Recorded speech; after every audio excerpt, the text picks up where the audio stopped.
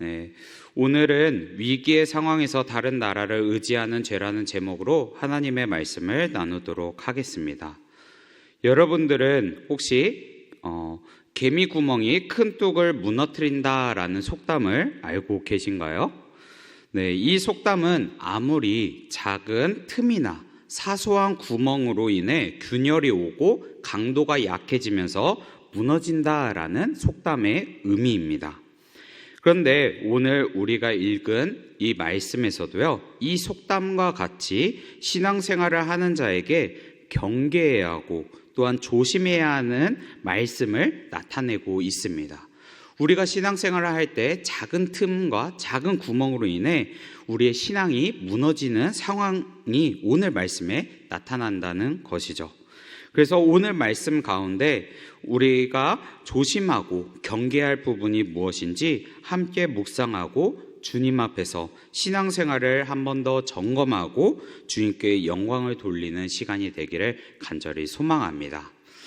오늘 말씀은 요담의 아들 아하스 왕에 관련된 내용입니다. 아하스 왕은 하나님이 보시기에 정직하지 않고 악을 행하던 자였습니다. 아하스 왕이 정직하지 못했던 이유를 알기 위해서는요, 먼저 아하스 왕의 그 선대의 왕들을 우리가 조금은 알 필요가 있습니다. 아하스 왕의 선대 왕조들을 보면요, 아달랴 이후에 요아스 왕, 아마샤 왕, 우시야 왕, 요담 왕이 나타납니다. 이들의 왕은 아하스 왕과 달리 선대 왕들은 하나님이 보시기에 정직한 왕이었습니다. 그러나 이 선대 왕들의 단점이 있었다면 그것은 무엇이냐면 바로 우상을 섬기는 산당을 없애지 않았다라는 것입니다. 이 선대 왕들은 정직한 왕이었지만 단점으로는 여전히 그 나라에 우상을 섬기는 산당이 남아 있었고 이스라엘 백성들이 섬기고 있었다라는 공통점을 가지고 있었던 거죠. 어떻게 보면 선 왕들이 나라를 다스리는 동안에는 적어도 겉모습으로는 보이는 문제가 없었을 것입니다. 그렇지만 우상을 섬기는 이 산당을 남김으로 인해서 백성들은 여전히 우상을 짓는 죄가 여전히 이어지고 있었고, 또한 그 죄가 죄인지를 모르고 무감각해지는 상황이 오면서 백성들의 신앙과 다윗 왕조의 그 신앙들은 점점점 죄에 대해서 무뎌져 가고 또한 죄에 대해서 이게 죄라는 인식이 없어져 가기 시작합니다. 그리고 시간이 흘러 지금 오늘 우리가 보았던 이 아하스 왕 때에는 왕과 백성들이 이제는 하나님을 섬기는 것보다 오히려 우상을 섬기고 악을 행하는 사람으로 변화가 된 것입니다. 그래서 아하스 왕의 그 악행은 3절과 4절의 말씀을 보면요, 이방 신들을 따르면서 이방 민족의 악한 풍습을 따르게 됩니다. 그리고 그 결과로 자기의 아들을 번제로 드리는 죄를, 인신 제사를 드리는 죄를 저지르게 되었습니다. 선대 왕 때부터 방치되었던 그 작은 죄, 이방 신들을 섬기는 이 산당을 남겼던 그 죄로 인해서 유다 왕국은 하나님의 백성으로서 점차 정체성이 무너지고 또한 하나님을 의지하고 섬기기보다는 이방 신들을 섬기고 따르는 죄, 즉 죄악의 길을 가게 된 것입니다. 오늘날 우리도 말씀을 통해서 우리의 삶 속에서 내가 단순하게 아무것도 아니라고 생각했던 죄 또는 무감각하게 생각했던 죄가 있는지 한번 되돌아보길 바랍니다. 오늘 우리의 삶에 그러한 작은 죄가, 내가 생각했을 때 작은 죄가 있다면, 아니 무관심하고 습관적인 죄가 있다면 회개하고 결단하길 바랍니다. 오늘 말씀 속에서도 작은 죄의 습관과 무관심으로 인해 결국 우리 안에 남아있는 이 죄로 인해 우리는 거룩한 삶이 아니라 죄인의 삶으로 살아가는 이스라엘 백성들을 보았습니다. 결국 우리 안에 남아있는 죄 죄로 인해 우리는 여전히 죄인 가운데 있다라는 거죠. 성경에서 하나님은 나를 믿는 백성들이 거룩하고 흠이 없는 사람으로 살아가기를 바라고 있습니다. 그러나 우리 안에 죄의 습관이 여전히 있고 또한 옛 습관을 가지고 있다면 우리는 하나님이 원하시는 거룩하고 순결한 하나님의 백성으로서 살아가지 못하고 죄인의 삶으로서 살아가게 될 것입니다. 설교의 황제라고 별명을 가진 찰스 스펄전 목사님은요, 죄에 대해서 이렇게 이야기를 했습니다. 당신이 죄에 대해 죽지 않으면 죄가 당신을 죽음으로 몰아갈 것입니다 라고 이야기를 했습니다. 그리고 또 영국의 청교도 지도자인 리차드 백스터 목사님은 죄가 당신을 죽이기 전에 당신이 먼저 죄를 죽이라 라고 말씀을 했습니다. 이 목사님들이 이야기했던 것은요, 바로 우리 안에 죄가 무엇이 있는지 경계하고 회개하며 나아가라는 것을 말하고 있습니다.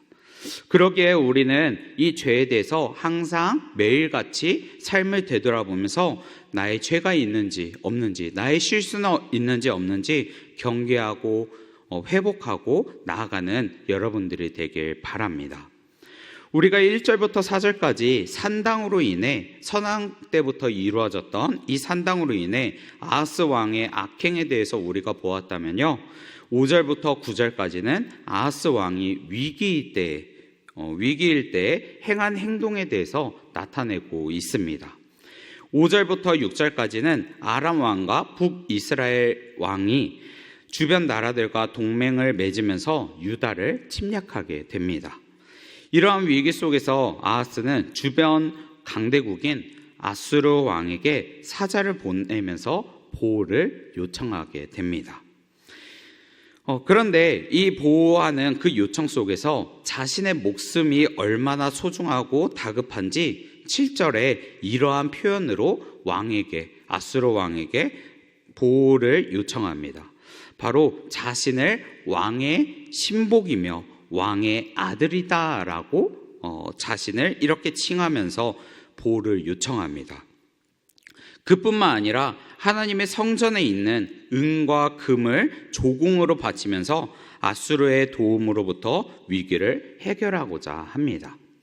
오늘 말씀에 나온 이 아하스의 행동은요, 하나님을 모르는 세상적인 기준으로 본다면 자신에게 닥친 이 전쟁을 해결하고자 최선을 다하는 모습으로 노력하는 행동으로 보일 수가 있습니다.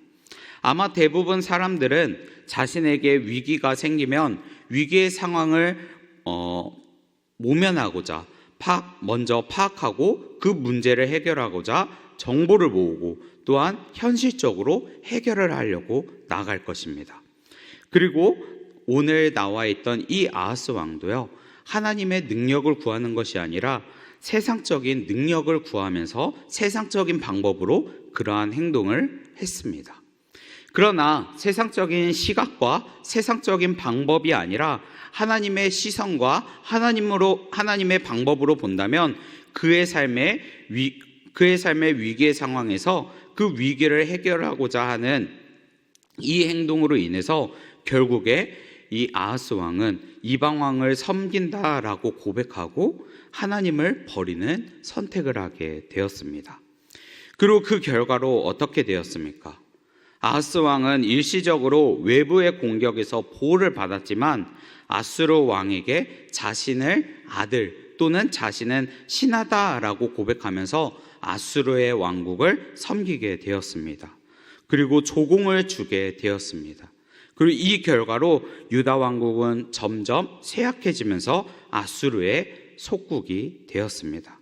그리고 가장 중요한 것은 하나님을 버리는 죄를 짓게 되었다라는 것입니다. 아무리 내가 생각하고 타협이 되는, 그리고 세상의 방법이 옳다고 할지라도 하나님 앞에 죄를 짓는 상황에 오게 된 것이죠. 우리는 오늘 전체적인 내용을 보면요, 이 작은 죄로 인해서, 산당을 여전히 남겨두는 그 죄로 인해서 한 나라의 영적 타락과 위기와 하나님과의 모든 관계가 끊어지는 상황을 우리가 볼 수 있었습니다. 그리고 죄에 대해서 또한 작은 죄라고 생각될지라도 심각하게 받아들이고 경계해야 한다라는 것을 우리가 알게 되었습니다.